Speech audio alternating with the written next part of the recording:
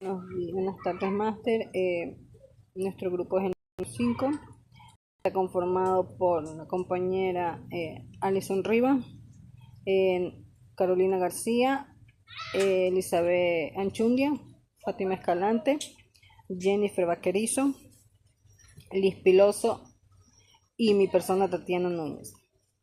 Vamos a hablar sobre los temas de la unidad número 3, sobre los temas de riesgo del mercado, riesgo crediticio, riesgo de liquidez y unos talleres.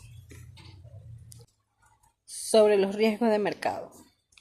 Riesgo de mercado es lograr la identidad de los diferentes tipos de riesgos de mercado que enfrentan las empresas e individuos, incluyendo los riesgos de tasa de interés, riesgo de cambio de moneda, los riesgos de precios, los riesgos de productos, estos mediante el análisis del material didáctico que lleguen a aprender como profesional. Y ahí a su pues poder tener la confiabilidad de poder optar a tomar buenas decisiones. Las decisiones financieras que se puedan tomar en la empresa, esto ayuda a convertir ciertos activos o emitir deudas en las cuales pueden verse significativamente afectadas pueden ser por cambios en el entorno económico, como variaciones en las tasas de interés y tipos de cambio o precios de productos básicos. Los riesgos de mercado.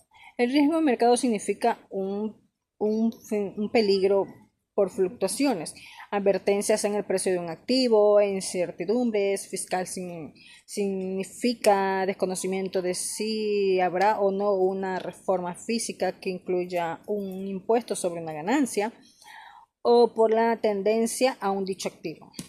También se puede definir como la posibilidad en la cual puede sufrir una pérdida fluctuosa en los precios del mercado, en los activos financieros, en los cual puede ser como bonos, acciones, divisas y materias primas. Bajo una representativa generales sobre estos activos financieros son los momentos en el cual se puede representar una propiedad de un derecho contractual o sobre un flujo a futuro en efectivo. Esto pueden incluir acciones, como dije antes, acciones, bonos, derivados, entre otros. También activos financieros pueden ser como, vuelvo y repito, bonos, acciones, titularización, fondos de inversión, divisas, títulos de tesorería y aceptación financiera. Factores que pueden generar un riesgo en el mercado. Por ejemplo, estos principales factores pueden ser un riesgo de tasa de interés, un riesgo de cambio en divisa, un riesgo de precios de productos básicos, un riesgo de mercado accionario, un riesgo de tasa de interés. Esto es una posibilidad de que el valor de un activo o cartera se vea afectado de manera creciente o decreciente debido a los cambios en las tasas de intereses en un periodo de un tiempo. El concepto de tasa se utiliza normalmente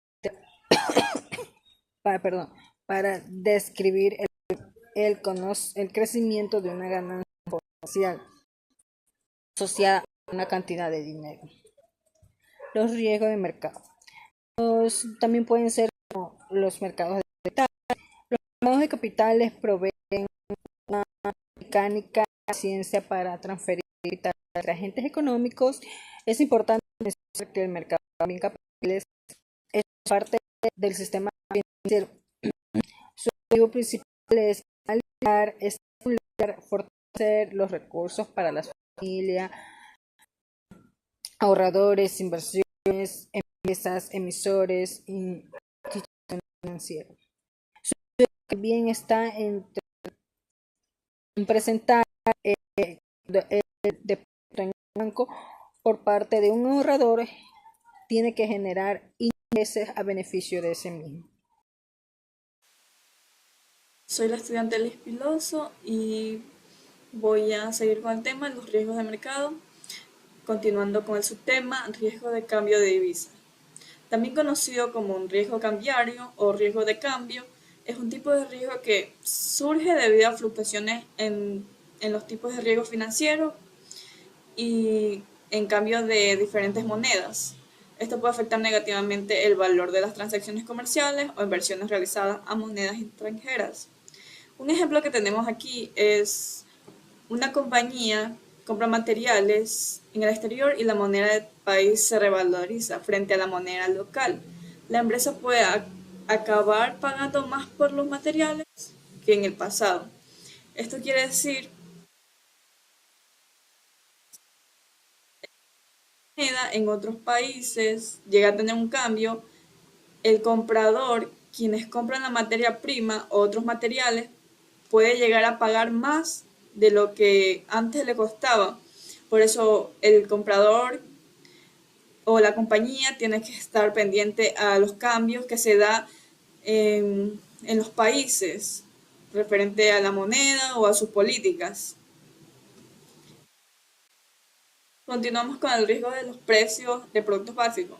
Este riesgo se refiere a la posibilidad de pérdida que las empresas pueden afrontar debido a las fluctuaciones de los precios de las materias primas. Estas materias primas pueden ser metales industriales o metales preciosos, materias primas energéticas como el petróleo o el gas natural, productos agrícolas sobre todo y materiales de embalaje. Los factores más comunes que se dan en los precios del mercado sobre la materia prima pueden ser los eventos geológicos, que son frecuentemente políticas o guerras, disputas comerciales, sanciones o cambios en la política gubernamental respecto al precio de la materia prima. Otra de las causas también puede ser la fluctuación en la moneda. Dado que los precios de las materias primas pueden cotizarse en una manera global como el dólar estadounidense, las fluctuaciones en los valores de las monedas pueden afectar a los precios de las materias primas. Por eso hay que estar informado acerca sobre los cambios que se pueden dar de la moneda en otros países. Los patrones estacionales. Muchos productos agrícolas presentan patrones estacionales tanto en la producción como en el consumo, lo que genera cambios periódicos en los precios. Un ejemplo puede ser los cambios energéticos, climáticos. Esto también puede afectar lo que es la producción de esa materia prima. Sobre el riesgo de precios de productos básicos es: si una empresa utiliza un producto básico como un insumo en su proceso de producción y el precio de este producto aumenta, la empresa tendrá que pagar más por el insumo, lo que afectará negativamente a su rentabilidad. Seguimos con el riesgo de mercado accionario. Este es un tipo de riesgo financiero que surge debido a las fluctuaciones en los precios de las acciones en el mercado bursátil. Este riesgo se refiere a la posibilidad de que el valor de una cartera de acción disminuya debido a los cambios adversos en las condiciones del mercado. Un ejemplo que tenemos aquí es: supongamos que un inversor compra 500 acciones de una empresa líder en tecnología por $100 cada una, invirtiendo un total de $50,000. Si debido a los anuncios negativos sobre la empresa o cambios regulatorios en el sector tecnológico, el precio por acción cae a $80, la inversión total valdría ahora solamente unos $40,000. 500 acciones por 80. Esto representa una pérdida del 20% respecto al valor inicial. Por eso cada inversor tiene que ver eh, cómo el mercado, cómo puede invertir sus acciones en el mercado. Por eso tiene que estar informado. Seguimos con los métodos para medir el riesgo de mercado. Como primer lugar tenemos el valor en riesgo, más conocido como el VAR. El VAR es una medida estadística de riesgo de mercado que estima la pérdida máxima que podría registrar un portafolio en un intervalo de tiempo y con cierto nivel de confianza. El BOR establece riesgo y evalúa la probabilidad y magnitud de las pérdidas potenciales por fluctuaciones de mercado. Como podemos ver, observar, su fórmula es nivel de confianza por monto total, desviación estándar de los rendimientos de los activos, eh, por la raíz cuadrada del horizonte, o sea, el tiempo en el que se debe calcular. Ya como segundo método tenemos el beta. Es una medida de volatilidad sistemática en un activo o cartera en comparación con el mercado general. Comparar el riesgo de un activo o la cartera con el riesgo de mercado en su conjunto y para construir carteras diversificadas que reduzcan el riesgo sistémico. En tercera tenemos análisis de sensibilidad. Esta es una técnica para evaluar el impacto en los cambios potenciales en las variables, como tasas de interés o tipo de cambio o los precios de los productos básicos. También se utiliza para identificar los factores que tienen el mayor impacto en los riesgos y permite desarrollar estrategias de mitigación para que no ocurran ningún riesgo de los que se pueda presentar. Tenemos estrategias para mitigar el riesgo de mercado. Como primera instancia, diversificación, que implica distribuir la inversión en una variedad de activos. Su aplicación ayuda a compensar pérdidas potenciales en un sector con ganancias en otro. Es decir, que el, el inversor no solamente se centra en un solo mercado, sino en varios, o puede ser que también un comprador no solamente se centre en un proveedor, sino en varios. Tiene opciones, tiene variedad, y a eso es lo que se llama diversificación. Como ejemplo, tenemos un fondo mutuo diversifica sus inversiones entre acciones tecnológicas, industriales, financieras, para minimizar el impacto negativo si un sector específico experimenta una caída. Ya, financiera. Utiliza instrumentos como futuros, opciones y swaps para protegerse contra movimientos adversos en los mercados. Ejemplo, si una empresa que exporta productos a un país con una moneda volátil puede utilizar opciones de ventas para protegerse contra una depreciación de la moneda. Tercero, derivados financieros. Son herramientas como contratos de futuro, opciones y swaps. Pueden utilizarse para gestionar un riesgo de mercado en diversas maneras. Un ejemplo que tenemos ahí, como puede ser una empresa puede utilizar opciones de compra para fijar el precio de un activo que necesita comprar uno en el futuro. O puede utilizar un swap para intercambiar el flujo de la caja de una tasa de interés variable por por una tasa fija. Como otro punto, tenemos las estrategias para una gestión de riesgo financiero efectiva. Primero, evaluación y monitoreo continuo de riesgos. Es decir, que se tiene que evaluar y monitorear los riesgos continuos que se pueden ocasionar o suceder en una entidad. Segundo, diversificación. Para distribuir inversiones en diferentes sectores o clases de activos. Por ejemplo, invertir en acciones tecnológicas o industriales para que el riesgo no se centre solamente en un sector, sino en otro, y para que el impacto no sea tan fuerte en solamente ese sector. Tercero, cobertura financiera, opciones y swap para protegerse contra movimientos adversos en el mercado. Este es útil para gestionar relaciones con tipos de cambio de tasas. Cuarto, análisis y evaluación continua del riesgo. Este permite identificar los riesgos potenciales desde el inicio e implementar planes sobre estos riesgos, es decir, mitigarlos. Quinto, Implementación de tecnología. Se puede implementar herramientas tecnológicas que faciliten la gestión automatizada y el análisis predictivo. Esto puede ser mediante la inteligencia artificial o un software especializado. Sexto, seguros. Es importante adquirir seguros adecuados para poder transferir algunos riesgos financieros a una compañía aseguradora. Séptimo, establecer controles internos es sólido e indispensable para prevenir fraudes y errores financieros. Octavo, monitoreo continuo.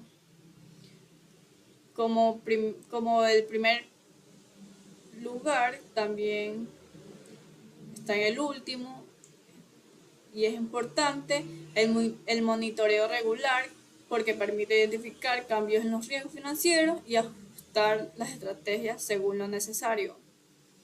Por eso es importante monitorear o evaluar cualquier riesgo que se pueda dar en la empresa. El riesgo crediticio se define como la posibilidad de sufrir pérdidas financieras debido al incumplimiento de un deudor en un pago de sus obligaciones. Como segundo tema tenemos factores que generan riesgo crediticio. Calidad de crediticia del deudor. Historial de crediticio. Se refiere al historial crediticio que es el deudor que refleja por su capacidad y su voluntad para cumplir unas obligaciones pasadas. Capacidad de pago. Consiste en evaluar la capacidad del deudor para generar sus ingresos suficientes para cubrir sus obligaciones. Punto número 2. Condiciones económicas. Situación económica general. Se refiere a cómo la situación económica del país o región donde opera el deudor. Riesgo sintético. Se refiere a los eventos económicos como la crisis. Concentración de riesgo. Concentración de riesgo por el deudor. Se refiere a que si una empresa, contratación por sector, se refiere a que si una empresa contrata su cartera crediticia en un sector económico. Para medir el riesgo crediticio. Para evaluar y cuantificar el riesgo crediticio, las empresas utilizan diversas herramientas metodológicas, entre las que se encuentran el análisis crediticio. Consiste en evaluar estado financiero del deudor como el balance general del estado de resultados y el estado de flujo de caja. Análisis de ratio financiero. Consiste en calcular los ratios financieros como la razón de la deuda, capital o la cobertura de intereses a la liquidez corriente. Ya tenemos endeudamiento del activo. Permite determinar el nivel de autonomía financiera. Endeudamiento del activo permite determinar el nivel de autonomía financiera. Endeudamiento del activo, pasivo total, activo total. Endeudamiento patrimonial permite medir el grado de compromiso del patrimonio para los acreedores de la empresa. Endeudamiento patrimonial, pasivo total más activo. Endeudamiento fijo es el coeficiente resultante de la relación que indica la cantidad de la unidad monetaria que se tiene como patrimonio por cada unidad invertida en el activo fijo. Endeudamiento de activo fijo, patrimonio, activo fijo. Mi segundo tema serían los riesgos de liquidez. Los riesgos de liquidez, incluyendo su definición o su clasificación, sus factores. Esto nos ayuda a determinar su impacto en todas las entidades financieras. Esto nos ayuda mediante análisis de materiales didácticos en el cual se presentan todas estas actividades para así tomar una buena decisión a futuro. El riesgo financiero se define como la posibilidad de que una empresa no pueda cumplir con sus obligaciones a corto plazo debido a la falta de efectivo o equivalente en efectivo. Esto puede generar graves consecuencias para la compañía, tales como pueden ser la incapacidad para pagar a los proveedores y empleados. Si la compañía no tiene suficientes efectivos para cubrir sus gastos corrientes, puede verse obligado a retrasar o suspender pagos a proveedores, empleados y otros acreedores, lo que puede dañar su reputación y afectar negativamente sus relaciones comerciales. Las imposibilidades de cumplir con contratos, estos son incumplimientos de obligaciones contractuales, puede generar multas, sanciones legales y daños a la reputación en la compañía. Insolvencia y quiebra. En estos casos externos, la falta de liquidez puede llevar a la insolvencia, la quiebra de la empresa. Los factores que pueden generar estos riesgos de liquidez pueden ser el desequilibrio de flujo de caja.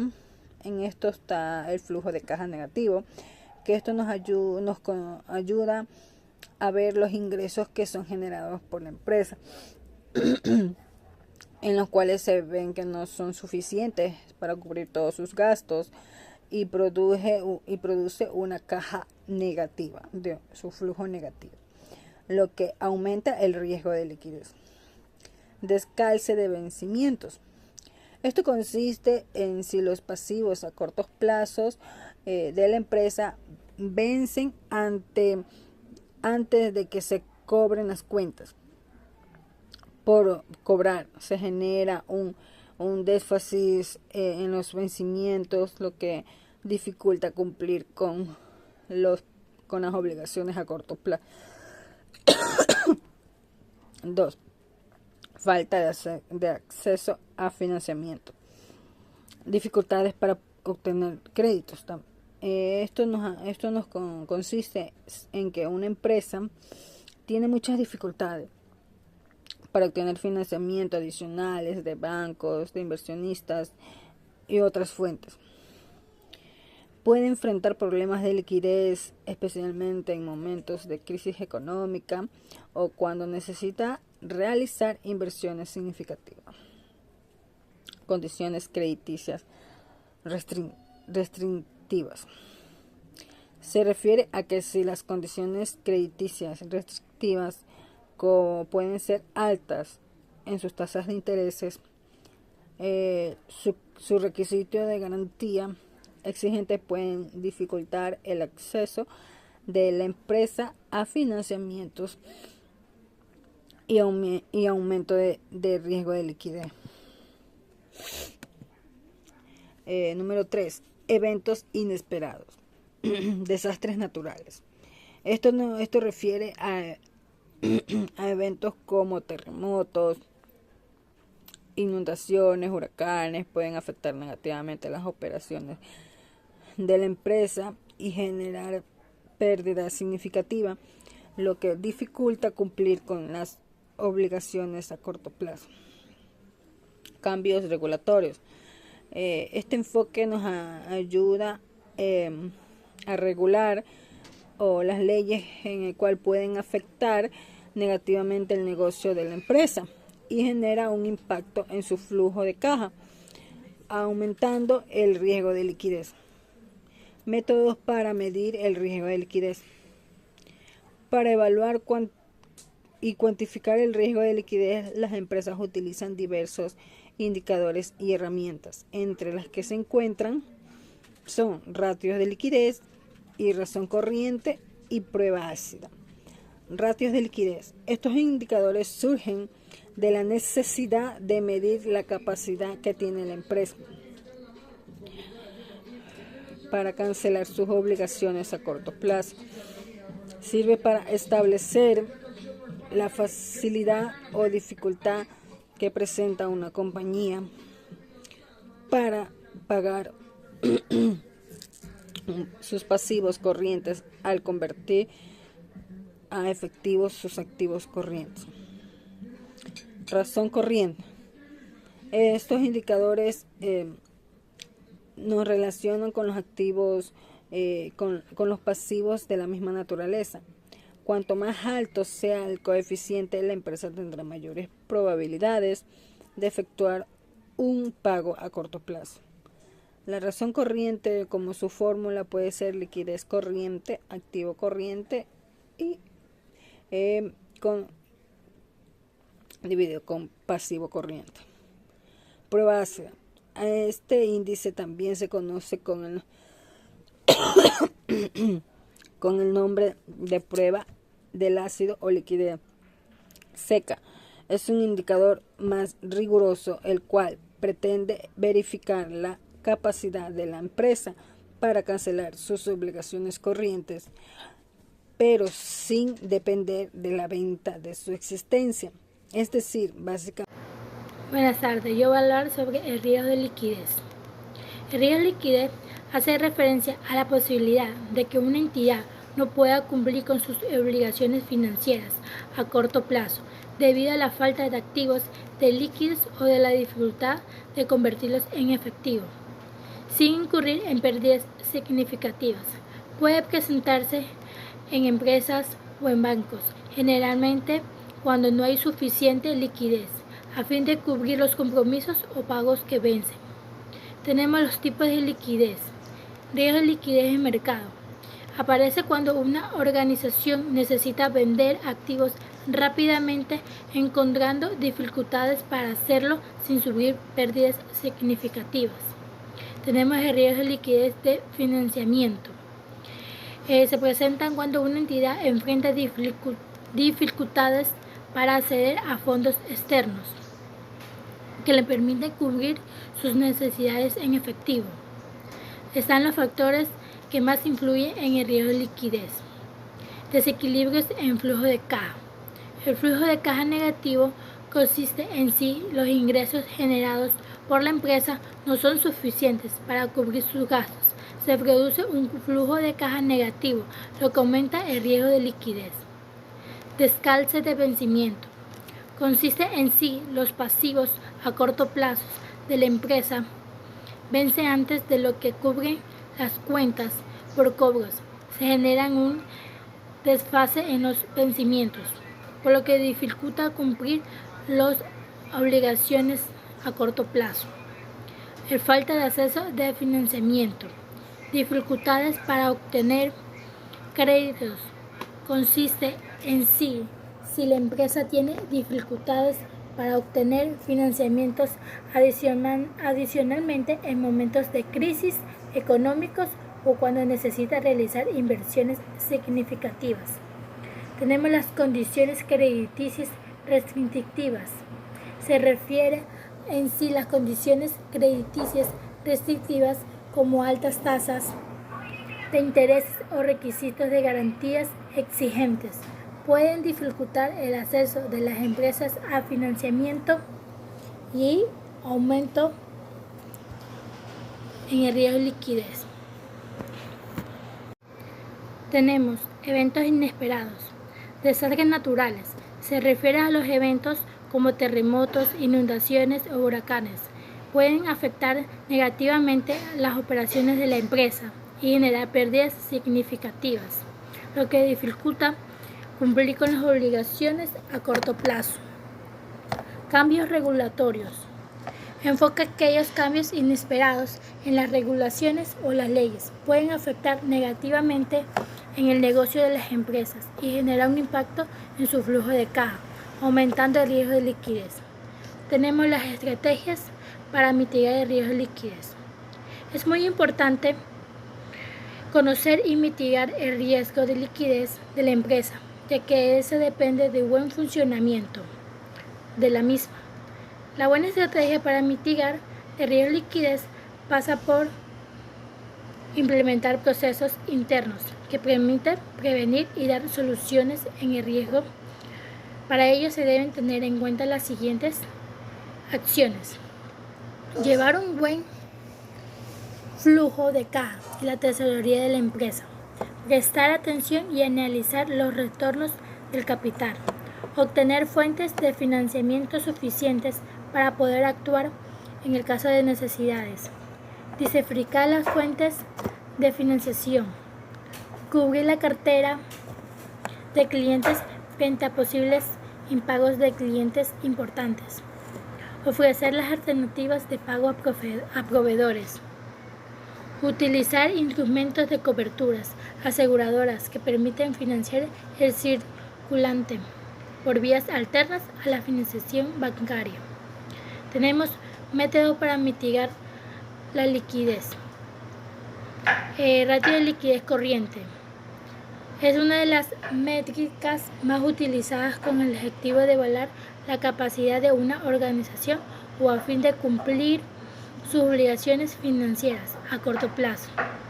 Tenemos la razón corriente. Cuando más alta es el coeficiente, la empresa tendrá mayor posibilidad de efectuar sus pagos a corto plazo. Tenemos la fórmula liquidez corriente, que es igual a activo corriente dividido para pasivo corriente. Tenemos la prueba ácida. Es la forma de medir la capacidad de las compañías para pagar sus deudas a corto plazo, excluyendo los inventarios. Tenemos activos corrientes menos inventarios dividido para pasivos corrientes. Tenemos el análisis de flujo de caja. El estado de flujo de caja se analiza en operativos de inversión y financiación para evaluar la capacidad de la empresa para generar efectivos y cubrir sus obligaciones. Hola, buenas tardes. Mi nombre es Jenny Vaquerizo. Yo les voy a hablar acerca de los talleres de aplicación. El primer ejercicio es de BARS y dice el ejercicio, el valor en riesgo de un activo individual. El primer ejercicio dice, un inversionista tiene un portafolio de actividades financieras valorados en 20 millones de dólares. Su votabilidad es del 4% anual. Para el inversionista, un año consiste en 20 días de operaciones en el mercado. Se desea conocer el VaR diario de esta posición considerando el 90% de confianza. Empezamos con la fórmula y luego de eso empezamos a reemplazar lo que son los valores. Como dicen que es el 90% de confianza, entonces en una tabla que tenemos, dice que el 90% de confianza es el 1.65. Ahora lo multiplicamos por los 20 millones, multiplicado otra vez por el anual, que viene siendo 0.04, dividido por la raíz de 20 días, lo que nos da un valor de 295.160.97 dólares. El análisis viene a decir que el valor del riesgo VaR diario del portafolio con un nivel de confianza del 90% es de 295.160.97 dólares. Eso significa que hay un 90% de probabilidad de que la pérdida diaria no supere el valor. El segundo ejercicio que les voy a explicar es acerca de los cálculos de índice de moralidad. Dice, imagina que trabajas en un departamento de contabilidad de una empresa y te han pedido que calcules el índice de morosidad de la empresa a final del último trimestre. Y tenemos los siguientes datos, el A y el B. El A dice, cartera de crédito total de 500.000 dólares. El B, préstamos en mora, que viene siendo 40.000 dólares. Empezamos con la fórmula del índice de morosidad, que es préstamo en mora dividido para la cartera de crédito total por 100%. Reemplazamos los valores, que viene siendo 40.000 dólares dividido para los 500.000 multiplicado para 100, que nos viene dando un 8% de índice de morosidad. El análisis. Por lo tanto, el índice de morosidad de la empresa es del 8%. Esto significa que el 8% de la cartera de crédito total se encuentra en mora. Ya. El siguiente ejercicio que les voy a explicar es acerca de que se pide calcular y analizar los ratios de liquidez y solvencia. Aquí tenemos lo que son estado de situación financiera y un estado de resultado. Y también tenemos lo que nos va a ayudar para determinar si la empresa está calificando los rangos, si está en buena, en aceptable o en malas la empresa. Empezamos con lo que son los ratios de liquidez y empezamos con la liquidez corriente. Y la fórmula es activo corriente dividido por el pasivo corriente, que estos valores los sacamos en el estado de situación financiera de la empresa. Reemplazamos los valores y nos viene dando un $0.81, que viene siendo la liquidez corriente del 0.81, indica que la empresa no tiene suficientes activos para la empresa, suficiente liquidez corriente, lo cual indica que está malo. A continuación tenemos lo que es la prueba ácida. Asimismo tenemos la fórmula, que es el activo corriente menos el inventario dividido para el pasivo corriente, que nuevamente lo sacamos del el estado de situación financiera. Reemplazamos valores, sacamos los valores y nos viene dando una prueba ácida de 0.57, que el análisis viene diciendo que la prueba ácida de 0.57 es menor que el 1, lo que indica que la empresa no tiene suficientes activos líquidos, incluyendo los inventarios, para cubrir sus pasivos corrientes. Y para continuar, tenemos lo que es el endeudamiento del activo, que tenemos la fórmula del pasivo total dividido por el activo total. Reemplazamos los valores, lo que nos viene dando un $0.85, y el análisis viene siendo un ratio de endeudamiento del activo de 0.85, indica que el 80% de los activos de la empresa está financiado por deudas, lo cual se considera es malo, que como ya le había indicado, aquí tenemos lo que es un pequeño cuadro, lo que nos indica las calificaciones y los rangos para cada fórmula. Mi nombre es Fanny García y voy a continuar con la explicación del ejercicio. Bueno, para calcular el endeudamiento patrimonial debemos utilizar los valores del pasivo total y dividirlos para el patrimonio, que por ende en este ejercicio nos da el 5.5. Eso nos indica que es malo, ya que muestra un índice mayor de endeudamiento. Para hacer el cálculo del endeudamiento de nuestros activos fijos, debemos utilizar el patrimonio, el valor total del patrimonio y dividirlos con los activos fijos. Esto nos da un valor de 0.27, por lo cual también es un indicador malo, ya que el patrimonio no podría respaldar a los activos. Para hacer el cálculo del endeudamiento a corto plazo, debemos usar los totales del pasivo corriente y dividirlos sobre el total de pasivo.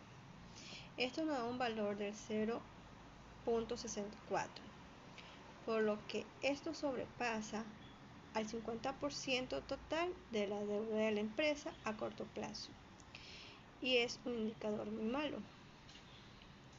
Para hacer el cálculo del endeudamiento a largo plazo, debemos utilizar el total de los pasivos no corrientes y dividirlos contra el total de pasivos. Esto nos da un valor de 0.36. Eso nos indica que es un valor aceptable, ya que el 50% de la deuda total de la empresa es a largo plazo.